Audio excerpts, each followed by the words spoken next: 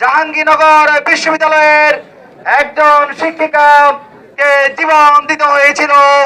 তারা গণতন্ত্র পুনরুদ্ধারের পক্ষে, নতুন বাংলাদেশ গড়ার লক্ষ্যে নব অগ্রযাত্রায় নতুন ভাবে শাহাদাত বরণ করেছে।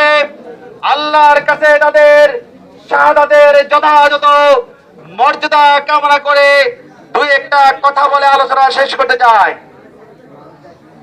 প্রিয় ভাইরা, আজকে বাংলাদেশ সব সারা পৃথিবীর মুসলমানেরা নানামুখী ষড়যন্ত্রের শিকার।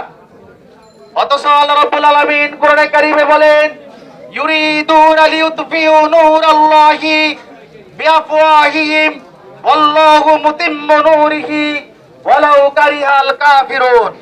কাফের মুশরিক শক্তিরা ইসলামকে, ইসলামের বাতিকে, কোরআনের বাতিকে, কোরআনের আলোকে নিভিয়ে দেওয়ার জন্য যত ষড়যন্ত্র করুক, ইহুদি খ্রিস্টানদের অনুসারীরা যত ষড়যন্ত্র করুক, আল্লাহ রাব্বুল আলামিনের ঘোষণা, আল্লাহ রাব্বুল ইসলামকে অবশ্যই বিজয়ী করবেন।